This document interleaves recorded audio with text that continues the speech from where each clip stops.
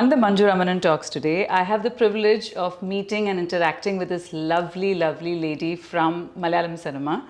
Her name is Lenaa Kumar, and she is somebody who has dabbled into writing, and she's come up with this beautiful book called Autobiography of God, which has raised a lot of eyebrows, I must say, across the world. So I've had the chance to speak to her, and here she is. Hi. Welcome to the show, and it was absolutely beautiful speaking to you and interacting with you for the past few days. Yes, I'm so grateful to have got to know you as a person, and for you helping out with the Sharjah International Book Fair launch, moderating it so well, and just raising the bar for the whole conversation. It's actually the book, I think, and you, and I think it's just the energy around which made it that beautiful. Everything's turning out so much more beautiful than I could have ever expected, and I'm so glad to be here on your show. Thank you. Okay, so first we'll start with the title of the book, which has generated a lot of interest. It's called The Autobiography of God. Now, do you think you're God? I think we're all God. I think everything is God. I think there's nothing other than God. And so if anybody wrote their autobiography, it would be the autobiography of God. It just so happens that I took the title for the book. For the first time, yes, fabulous. Okay, so the book was written, interestingly, it had started formulating 2 decades ago, but it came to fruition now. So tell me, when did you actually start penning it in your head? I guess the work on the back burner was going on for, like you said, 2 decades, but the actual work on the book began in 2020. And I was someone who had a good time with the lockdown. Mm-hmm. There are a lot of people who really suffered it, right, and had really bad times. But I was one of those who was fortunate to get that time off from our usual busy schedule of work and have this time to just reflect and not have anything to do. And during that having nothing to do, the next job for me came up. And I was like, oh, now this is something new. First, the title came to me. And I was quite surprised at the title. And I just made up my mind, if I'm putting this title on a book, I'm not putting my name anywhere next to it. So if you look at the cover of the book, it doesn't have the author's name on it. And that was the first thing. And then little later, the structure of the book began to appear, and it came as 5 W's, like a big W with what, who, when, where, why, and such a big giant question mark. I was like, okay, this is getting interesting. And then actually, the first draft happened within a week. It just poured right out of me, because it was like just, we're ready, let's go. The dam was about to burst. The dam just burst, and I remember it was a Sunday and I was at home, lockdown, nothing happening. And I just feel like grabbing a new notebook, a journal. I just take it, I have a pencil in hand, and I start writing. So you wrote the whole book in pencil? Yes, I actually have the whole book in handwritten form in pencil. And I took my time, wrote the title of the book, and then just began writing. And when it was all over, I was like, wow, that's a lot of writing. And I realized that I'd written the whole day and continued to write day after day. How many days did it take you I think write? Around a week or more. You completed the book. And the whole book, the first draft was ready. And then the book gradually changed me, and whatever changes happened in me kept getting updated in the book, and it took 3 years. Wow. So 2020 to 2023 is when it completed. And July 14th, 2023, everything just clicked in place when the mind finally surrendered. Mind said, I know that I'm trying to solve a paradox and it cannot be solved. I realize a paradox means unsolvable. And why was I going on trying to solve it? And that surrender, that moment of surrender to the spiritual, that it cannot be understood by the mind. The mind just surrendered. And there I knew, okay, we're done. Like the book and Lenaa are done. Okay. Also the fact that you speak about these 5 whys, when, what, where, why, how, and they're all, as you know, parts of journalism. Most people look at journalism with these, when you train, most people are asked, these questions are supposed to be asked when you do a story, and you did that with life. I was not aware that there was this structure in journalism. And now after the book was out, some journalists told me, did you know this? And I said, no, I did not. And they were like, yeah, so that's great that you used it in this context. And I'm just glad that people are connecting on so many different levels with the whole structure and the meaning and the message in the book. Also, the more important part of the book is the fact that when you had a epiphanic moment so many years ago, and you went and told people that I'm God and you're God. I didn't tell people, just my immediate family. Yes, and they thought something is wrong with her, and they put her into psychiatric treatment. Yeah. And that is sad. At the same time, it was also a process that you had to go through. Yeah. But it was a sad process to go through. It was not sad, it was difficult. I won't say it was sad. If you want to look at depression is a sad thing. It is the deepest sadness you can go through. Right. But overall, now looking back, I will not term it as sad, because I think if they had not put me through psychiatric treatment, And for 14 years, that was because pills. once you start it, it's very difficult to get To off get out it. of And it. actually, my psychiatrist told me you have to take this lifelong. Oh, okay. And he's a very reputed psychiatrist, very famous person. And he told me, you'll have to take this for the rest of your life. And that is when I knew that, I'm going to have to find out a way myself. This is not happening. I cannot be on medication. Because the only thing is, psychiatric medication pulls you down, breaks your spirit, and just tells you, live the mundane life. Get up, do your work, this thing, tak, tak, tak, tak, go back to sleep. Don't expand. And it literally does that. I know this, I'm telling you. It's not calms you down. You feel, I'll tell you in a little example of, like, I'll try to make a metaphor. I used to feel like a hydrogen balloon that's been tied really tight. So if I was left from here, I can rise and fly into the sky. But I've been tied firm with a string, and I'm just here like that. In the air. That's the feeling. So you basically can't do much. You just have to go through life. Yeah, just go through the normal day-to-day life. And what I like to say is that, one, I'm thankful that my parents got me into psychiatric care, because it opened up my understanding that, okay, you have to go about things systematically. You have to be able to explain things better. And maybe I would not have done anything if they had not done that at that time. I might have just been a bliss bunny. I would have just been happily, I've got it and that's it and it's over. And I would have been one of those maybe just floating around people. And that changed it. And one thing I want to say about in this context is that the word normal is overrated. Because people don't realize that if you look at a statistic curve, or you look at any statistics, that curve, this bell-shaped curve, is called the normalcy curve. And normal just means average. It's the literal meaning is average. It's the average. You draw a normalcy curve and you say this is the average on the normalcy curve. So normal, the word normal means average. I think it's a great word to understand people who are above average. Above or below average. Either way, you are not in the normal. You're not in the average. In that radar of... You're not in that block, which we would call mass. You're not that mass people. You are a different spectrum of people. Yeah. You can be gifted, you could be unusual. You're just different. You are not normal. You don't conform to the regular normal norms. You're not one of those exactly normal people. Right. You are. And even in school, you don't call a rank holder the average student. No. Yeah. The same thing.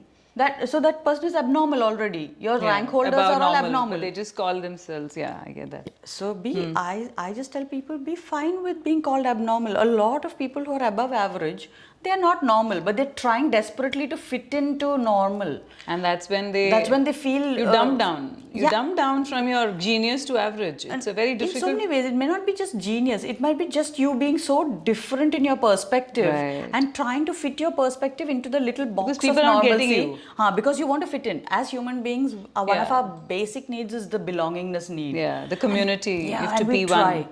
But now it's beautiful that those who are in this that's other a community. setup That's has become a big enough community. Yeah. So now we belong there and we're fine and we're comfortable. 20 years ago, it was not so much, especially in India. Yeah, I'm sure. Also the fact that I remember you telling me about the tattoos that you had at certain ages of your life where people thought, is that a painting? Yes, 20 years ago, I had got a tattoo done, and everyone would look at it and say, oh, it's a sticker. I'll be like, no, it's a tattoo. What is a tattoo like? I'm like, haven't you seen all ancient cultures have tattoos? Yeah. I'm like, oh, and you got it done. And Yes. and now everybody has a tattoo. Right. Almost everybody I meet has Yes, a they tattoo. do. They do. Most people do. Most people, at least a small signature. Yes. Also, the fact that I remember you telling me in one of your interviews, you say that you are a Buddhist. You were a Buddhist monk in one of your earlier Lifetimes. So tell me about that process. That how did you, tap into that source, which looked at your earlier births and the fact that all of this happened. So there are a lot of factors to be clarified when talking about such things, I realized, because I just started talking as though everyone would understand it, and then I realized that most people don't get it even now, or maybe more even now. Yeah. Because in the ancient days, I think more people just took past lives for granted, like okay, your past life was this. But nowadays everyone wants everything to be so rational and logical, and Right. anything that is not scientifically provable is not real, and that kind of a mindset. But one thing is that when we talk about earlier life, present life, past life, it is not really linear. Yeah. All our lifetimes are in the now. If we can talk about it in the now, it is in the now. It's in the eternal. So they now. run parallel to each other. Is what you would That's say? the meaning of the word eternal, meaning Right. it is beyond the idea of time. It doesn't signify length of time. A lot of people think the word eternal means a length Forever. of time. It's not measurable in time at all. Eternal means timeless. So you have to go beyond the idea of time to be able to understand what is being spoken about. Right. So that's the first requisite when you have to understand something that's being talked on these dimensions. So one, I have to tell you that it is beyond time, but it's not beyond space. It happened in a particular space, in a particular realm that exists parallelly now. 2 hours. Okay. In the now. And what happens is a lot of us visit our past lives and various parallel versions of the self, of the soul, in dreams. And people say, I had this dream where I was in this very weird place I've never seen before, but I was there. And they just forget it because it was a dream. But you actually visited one of your past lives. But for me, it was a part of my spiritual journey that began through meditation. So the longer you be in meditation, I can't even say you meditate, because meditation is not even a state. It is this just being, where you're not thinking, you're not doing anything. It's just It's just there. still. It's just there. And in that, when you get used to that, being meditating, when you are being and you don't have too much happening around you in your immediate life, like I for one don't have a family, I don't have kids, I don't have a business, I'm an actress, so I just have to work during that time of getting ready, action to cut, and then I'm back. And then I have all the time in the world for all the rest of the day, even though I may supposedly be at work. So you look at my whole life, 25 years in cinema, I've had so much time to myself, and I'm a loner. So I don't hang out with people, I don't need a crowd around me. You can be with So yourself. I would call that not having prarabdha karma. Yeah. Because prarabdha is what is the duties and the responsibilities of your life. So I have so much less. Usually by the time you're ending your journey, the soul is so mature that it's leaving. It has less and less prarabdha. The work is over. You're discarding a lot of stuff. So then what happens is, in this lifetime, you don't have too much work. So then you can go and actually tap just before, anything left out there, something that you've not understood there, a lesson that had to be learned, a lesson that had to be shared, something. And so spontaneously it happened to me. In meditation, I was sitting one day and I just felt, it was like a dream, but I was meditating, I was not sleeping. It was so clear. And you always tend to see your death because you're going backwards. So you won't see it from birth this way. You're going because our brain can only go linearly. Our brain can only process things linearly. Okay, right. So brain goes, okay, the first picture is death. So I'm 63. I just know I'm 63-year-old monk because I'm dying at 63. The age is specific because anyway you're dying, your birth and your death is specific. So I can see myself as this old monk in the monk's habit, bald head, male, falling down a a steep hill. So I was sitting somewhere meditating, or I was walking down the hill, and I've fallen. Okay. And I've hit my head, it's bleeding, and the whole lifetime is then starts flooding into what it was. So I remember the whole lifetime I was Of that monk. of that monk. So it is more like that monk is remembering again, like just at the point of death. And you're watching it. And I'm watching it now, and I know that that monk is me. That's the feeling you have. And I remember that I was given to the monastery at the age of 3. Okay. So I didn't know anything else in life. I remember that time when a little monk was The baby is given to the monastery, and how much the baby cried and was lost, and how that whole life was then one fixed life of only seeking spiritual knowledge from 3 to 63. So 60 years of that, and that is immense, like so much meditation, so much of only this, only one lifetime. So you know what was the question in the monks' my monks' thoughts when dying was, why celibacy? That was the thought, because from 3 to 63, you have known nothing else. The only point was, is celibacy really required to get this Depth. understanding? Like for everything we're trying to get to, why celibacy? And now I actually know, because 12 years I've lived alone, I know the need for that aloneness. Without that aloneness and not being in intimate situations is what gives you that space to also. Not just space, I think it's a concentration of your energy. If not, your energy is so much tied up with other intimate, like if you have a child, you cannot separate your energy from your child ever. No. So I realized why at a very young age, I had this choice that I don't want to have children. You always. Yeah, when I was in school, I just said, I don't want to have children. And I just started learning Vedic astrology because of my interest I just started gradually knowing more about it. And now I look back, and it says in my horoscope or my Vedic astrology chart, which we make in India the moment a person is born. Yeah. So it's like you have their whole script in front of you. Blueprint. Now you can either act after reading the whole script, or you can act impromptu and then later say, oh, that was in the script. Yes. So what's happening to me now is I realize that it says in this horoscope, you may choose to not have children. Okay. So that was there. Then it says again that you would turn a writer at 40. Which happened. And so I'm loving Vedic astrology. It's such a deep and vast subject. I'm just taking baby steps into that field. And what does it tell you about coming to Dubai and talking about your book? It doesn't talk in such specific terms. Landmark things do happen. It says very clearly that from 2024 you have a very different life. And it is starting to. And you have to go into deeper and deeper aspects. It's like zooming in and zooming in. I haven't learned to do that in Vedic astrology. I don't know if I'll ever reach that point in this lifetime, because it's so deep. But it's a seeker's path. It's a very deep path, but it's so very, it relaxes you when you realize Also that. because it's your life's purpose, right? Somewhere, because you're just aligned to your life's purpose. So there is absolutely no question about, and it takes care of itself. It just. I like how language feels so limited when we talk about such things. Yeah. Like if you say my life's purpose, I see it the other way around. I see life's purpose as taking this form. Life has taken this form, is looking like this, and is in this form to do certain things. Right. It's life's purpose. Yes. So in fact, you don't have any responsibility as a person, because you don't exist as a person. There's a body. Yeah. There is the mind. And there is a lot of predestined things. Everything is. Yeah. Everything is predestined because it is a large blueprint. There's this huge script. It's called Sanchit Karma.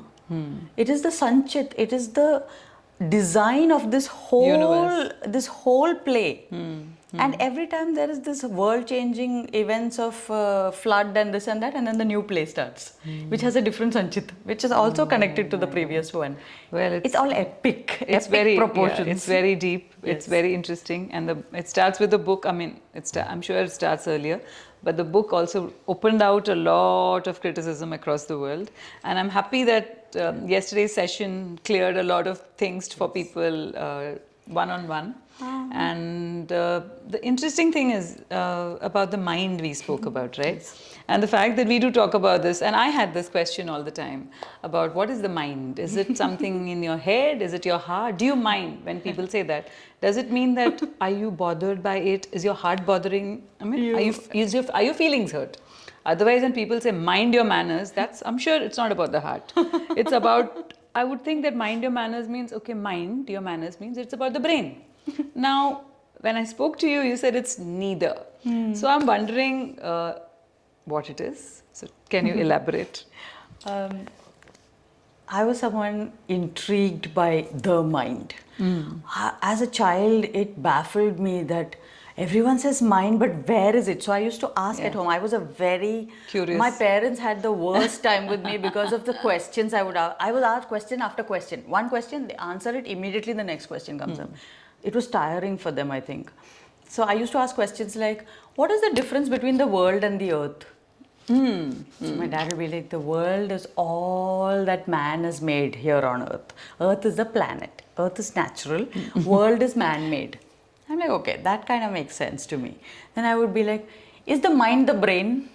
Oh my God. Exactly Is the mind the question brain? And they would be like, no, the brain is the brain. The mind is the mind. So I'm like, where is the mind?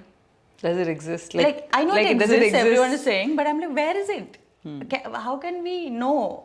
Like, is it in my body? Is it The somewhere? same question. So as a child, it baffled me. It used to disturb me. Yeah. And then my dad used to teach NLP and transactional analysis and all that in SBI. He was a staff training college trainer. And so he used to have all these psychology books around the home. Yeah. And that caught my fancy because I was a reader from a very young age. So I started reading those books, and it talks about body language and it talks about this and that. And I was like, wow, this seems to be interesting. And I might find answers to what is the mind here. So just after my plus two, I went in for graduation in psychology. So I did BSc psychology. And you topped the class? Yeah, I topped the class. I had a rank from the Kerala State Calicut University rank. And that didn't answer my question though, to what is the mind. We knew what all the mind can do, what can go wrong, and so many things are taught, but doesn't directly tell you this is the mind. I'm like, okay. They just rank closer. It just gives the usual probabilities, worldview of different things.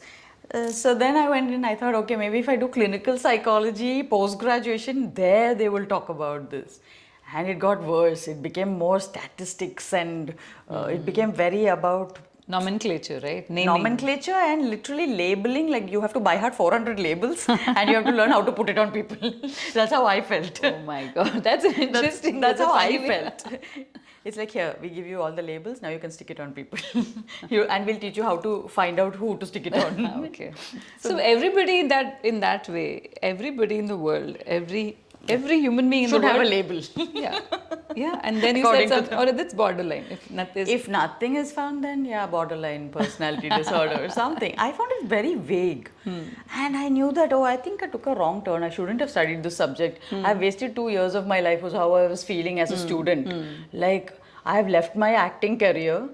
I took a break from my acting career when I was at the peak of my acting career, when I was heroine with the top heroes, acting in the top directors' movies. I suddenly say, I'm not acting anymore. I'm going to pursue my post-graduation in clinical psychology. And sitting there doing my internship in the hospital in Bombay, I realized that this is not for me. I can't do this. It's too depressing. It's too difficult to just play God to other human beings.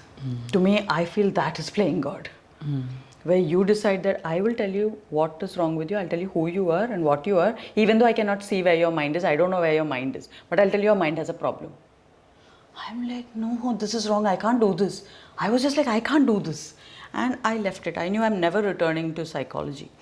But that void that it created led me to spirituality. And spirituality, I knew, okay, the only person who can be a victim of my spirituality is me. So I can do it. I can experiment I'm not hurting with somebody myself. else. I can experiment with myself. And so that journey began. And to cut a long story short, the mind.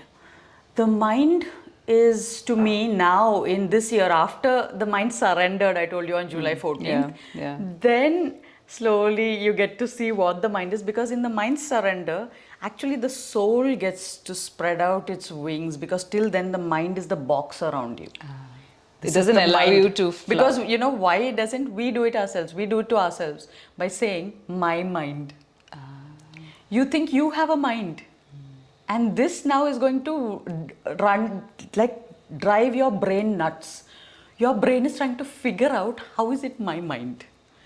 Because you have a brain. That's for sure. You can cut open a person and find their brain. It's tangible. You can touch it. And it is.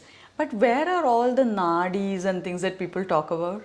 That is the electrical system that we have. So that is not also the mind. That is the chakra system, and that is the system of energetic body, or that's the electromagnetic field around you. That is also not the mind. That is the ethereal body. Now you have the astral body. If you say, my planets, my lagna, that is your astral body. And all of this is inside the mind. And the mind is a whole realm in itself. So now I was still saying, I need to find easier ways to tell this to people. I can't say all this and everybody won't get it. A simple example. And then the example I got is, if the body is the smartphone, the mind is the internet. So the brain can connect to the mind, like a smartphone connects to the internet. Right. And you can also have, when you say my mind, what you're meaning is your little cloud spaces in the internet. Like you have a Gmail account, you have Instagram account, you even have a YouTube channel, so it's, now this is bigger than the normal what people have. Right. Then you have a whole broadcast network. Now this is bigger spaces in the mind. That's the same, similar, I'm just giving a tangible metaphor, a parallel. So that this is how, if you look at the mind as something which is a whole realm and is not somewhere else, it is everywhere, just as we have Wi-Fi everywhere, we have FM radio station waves everywhere. We have so many wavelengths, infinite wavelengths. Right. And all of that is in the mind. The mind is a space filled with vibrational frequencies. And if you want to really look at it, once you see this, you step out into the next dimension. So where is the mind now? Now we look at it. Now where is the mind? So all the frequencies are in the mind. Where is the mind? The mind is in the spirit. That is why when we say spirit, we say spiritual. We mean talking about the spirit. And the spirit is nothing other than consciousness, pure consciousness.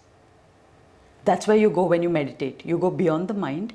You go into pure consciousness alone. There's nothing there. There's nothing tangible that you can touch on, but everything is nothing. So that is the spirit world of consciousness, pure consciousness. And when you are there, it is blissful. Yeah. It is bliss. Yes. Anybody who has is bliss. Anybody who's experienced that state, even for a bit. Yes, I think everyone has. Okay, Yeah. everyone, And you all when crave they for it. just relax, Yeah. like completely relax at some point. And let go and just be. Sometimes it just happens. You're so tired. You just relax and you've gone into this zone. Oh wow, that was so good. And sometimes we think it's sleep. No. But we say, oh, that sleep was so blissful. Because you just tapped into the spiritual state. realm. Because the mind was tired, it just went off for a bit. Yeah. Or actually the mind never goes off. Sorry. I'm trying to put things into words. The brain shuts down. Right. When your brain doesn't connect to the mind, you have a blackout, or you're deep asleep, Yeah. or one Zoned of those things, out. zoned You're out. just- Because the brain is tired. It's a physical thing. Right. It can take only so much. But this can also be done, it can also be simulated, right? Which happened with you many, many years ago. Like, no, The mushrooms. Yeah, all of this, see, we can tap into, that's why I said you can just tap in because the brain is tired, or because the neurochemistry has been changed by any substance. Right.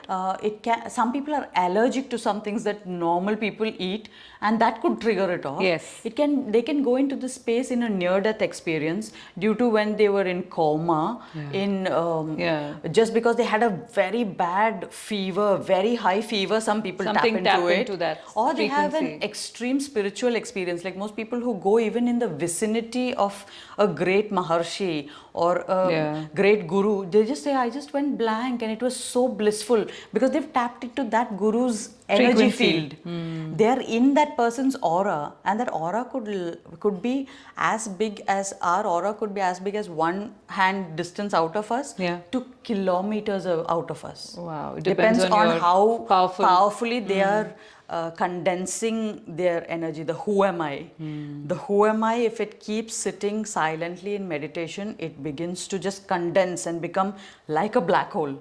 It just pulls everything Towards close to it. And then people just feel drawn. They say, I was drawn to Magnetic. you. It becomes magnetic because it's like a black hole. It's just literally sucking everything in because it knows that there is nothing. A black hole is nothing. And have you met people like that? I'm sure there are a lot. I haven't. A lot of film personalities. No, they're not at the level of this level that I'm talking about. This level for me, I know that I've never met Raman Maharshi in this lifetime because I just haven't. But I might have in other forms, or I feel very drawn to Raman Maharshi. Okay. And I'm sure that he was that kind of person. I've read his biographies, I've read so much about him. And if you just close your eyes and think Raman Maharshi itself, you have that vibe of that Calm, deep silence. Deep silence. He never calm. spoke. He was not a guru who spoke. But that is so rare, and that was good for that era when there were sensitive enough people that if you sat silently, they could recognize you. It depends. The guru depends on the era that he comes into. So today when you see the gurus come in, it probably are customized to the era that we have to they talk so much more. We have to communicate so much more to break the barriers that the ego has put up, because the material world has become so important. The whole materialization of everything. So the words have to be cutting. Have to be material. You can't use silence. Wonderful. There's so many things to talk about. We can keep talking. Tell me about your next film. What is your next film? I'm doing a movie right now called Idiyan Chandu. I play a very loving, doting mom of the hero. And I've played characters aged from anywhere between 25 to 60, 70 years old. I love variety. And so in this character, she's obsessed with her son. She wants to somehow support him and see him do well. And it becomes quite hilarious at some points. And that's a movie I'm doing right now. And the next one would be a movie with Jeetu Joseph in December. And that side of life is going really well, as it has for the last 25 years. It is really. But I want to know that how. I wanted to ask you the other way. How has that journey supported your film journey? I would say the actress Lenaa is the funder, or is the investor in the writer Lenaa, or the spiritual So you're the producer. Lenaa. The producer. She's the producer. She goes, acts in films, and sees that roti kapda makan is taken care of, and you have your belonging need, your belongingness is taken, you're part of a fraternity. You have your self-esteem need taken care of because you looked up at as an actress. And so now you can just move into self-actualization, which is the last rung on Maslow's hierarchy pyramid. So I think she takes care of the roti kapda makan, the basics, and then the self-esteem, the belongingness, self-esteem, and that's all taken care of. Now you go do your thing. Lovely. Thank you very much for speaking to me. This can go on and on. I know, as you know. It would never end. How I like to say it is, if you ask someone to say a promise, I will speak the truth, the whole truth, and nothing but the truth, do you think that conversation will ever end? No, it won't. It won't. And it's been such a pleasure just chatting with her, because conversations with her, I think I should change talks into conversations or something, because I think we always feel that, okay, there's something left that we need to speak again. That's beautiful. I think it should be left like that. Yes. If we had felt that, oh my God, I can't wait for this to end, it would have been miserable. Right. Thank you very much. Lovely to meet you. And guys, go and please buy the Autobiography of God. It is a fabulous book. I have read it. And okay, we forgot one thing. There's going to be a sequel to this book. And it's got a very interesting name. Please tell us. The sequel was completely inspired by Manju herself when she told me, so shouldn't the next book be the Autobiography of Goddess? And I said, yeah, actually that's a brilliant title, because in this book, the Autobiography of God, I talk about the rational side of the spiritual journey, trying to make rational sense so that it relates and connects with those who it has to connect with. But in the if you want to talk about the autobiography of goddess, it would be the magic, illogical, the magical, the spiritual, what people The would fluid, normally yeah. call woo-woo side of spirituality. Yeah. But I think that is in the coming now. And that'll have a lot of stories. That will have all narrations the mystical stuff yes, in it. Yeah. And that would definitely not be for everyone. Thank you very much. Lovely Yeah, speaking to you again, and we will meet again someday. And just to clarify that the book is not yet out on in hard copy on Amazon in the UAE. It's available on Kindle. So if you are a Kindle reader, you need to go to the Kindle app and get it. And stay tuned to our Instagram page with the same name, because all the updates are there. So as soon as it is available in hard copy on Right. Amazon, we would be letting you know. Lovely. Thank you. Okay, thank you.